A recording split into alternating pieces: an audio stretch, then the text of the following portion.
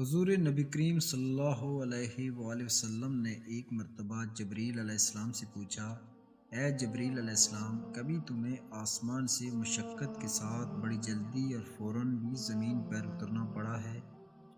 جبریل علیہ السلام نے جواب دیا، ہاں یا رسول اللہ، 4 مرتبہ ایسا ہوا کہ مجھے فی الفور بڑی سرعت کے ساتھ زمین پر اترنا پڑا۔ نبی کریم صلی اللہ علیہ وآلہ وسلم نے فرمایا، وہ 4 مرتبہ کس موقع پر؟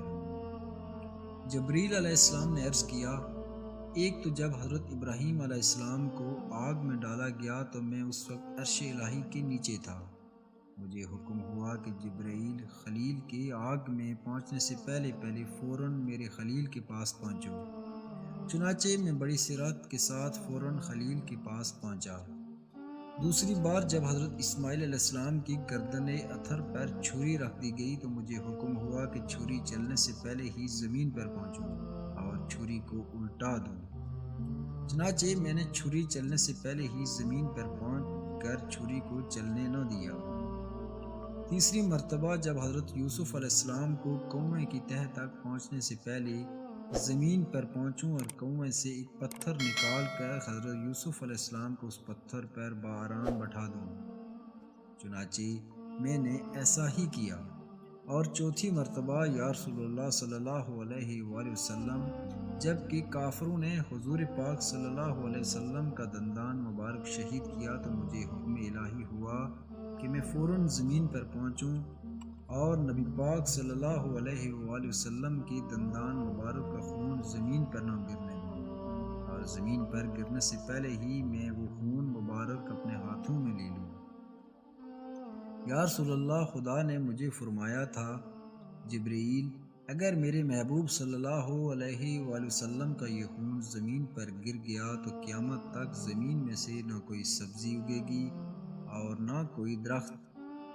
چنانچہ میں بڑی تیزی کے ساتھ زمین پر پہنچا اور نبی کریم صلی اللہ علیہ وآلہ وسلم کے خون مبارک کو اپنے ہاتھ پر لے لیا۔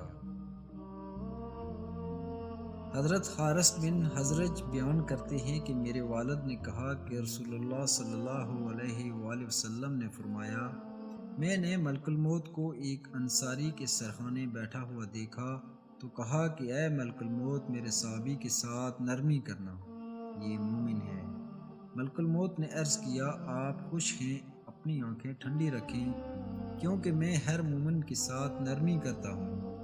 اے اللہ کے رسول، آپ یقین رکھیں، جب میں ابن آدم کی روح قبض کرتا ہوں اور اس کے گھر والوں میں سے کوئی چیخ کر روتا ہے تو اس کی روح لے کر کھڑا ہو جاتا ہوں اور سوچتا ہوں کہ یہ کیوں رو رہا ہے۔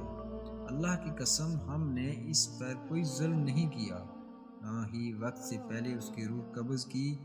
اگر یہ اللہ کی تقدیر پر صبر کرے تو ان کو اجر ملے گا، اور اگر یہ چیخ و پکار اور واویلا کریں گے تو گناہگار ہوں گے۔ ہمیں تو آپ کی طرف بار بار آنا ہے، سو آپ احتیاط کریں۔ میں دن رات، تری اور خشکی پر، میدان اور پہاڑ پر، ہر گھر پر نظر رکھتا ہوں اور ہر چھوٹے بڑے کو پہچانتا ہوں۔ اور اے اللہ کے رسول صلی اللہ علیہ وسلم، میں اللہ کی اجازت کے بغیر ایک مچھر کی روح بھی قبض نہیں کر سکتا۔ حضرت انس رضی اللہ تعالیٰ عنہ بیان کرتے ہیں کہ نبی کریم صلی اللہ علیہ وآلہ وسلم کو ایک مرتبہ اونگ آئی، پھر آپ صلی اللہ علیہ وسلم نے مسکرا کر سر اٹھایا تو صحابہ رضی اللہ نے پوچھا، اے اللہ کے رسول صلی اللہ علیہ وآلہ وسلم، آپ کو کس چیز نے خوش کیا؟ آپ صلی اللہ علیہ وسلم نے فرمایا، ابھی مجھ پر ایک سورت نازل ہوئی ہے۔ پھر آپ صلی اللہ علیہ وسلم نے انہیں سورۃ الکوثر کی تلاوت کر کے فرمایا، جانتے ہو کوثر کیا ہے؟ صحابہ رضی اللہ نے عرض کیا کہ اللہ اور اس کا رسول ہی بہتر جانتے ہیں۔ نبی پاک صلی اللہ علیہ وسلم نے فرمایا، کوثر جنت کی ایک نہر ہے جو اللہ تعالیٰ نے مجھے عنایت فرمائی ہے، اس کے پاس بڑی خیر و برکت ہے، قیامت کے دن اس پر میری امت آئے گی، اس نہر کے پیالے آسمان کے تاروں کی طرح بے شمار ہیں، میرے بعض امتی اس سے روک دیے جائیں گے، میں کہوں گا، اے میرے رب، یہ تو میرے امتی ہیں۔ جواب ملے گا، آپ کو معلوم نہیں کہ آپ صلی اللہ علیہ وسلم کے بعد میں نے آپ کے دین میں کیا کیا نئی باتیں ایجاد کر لی تھیں۔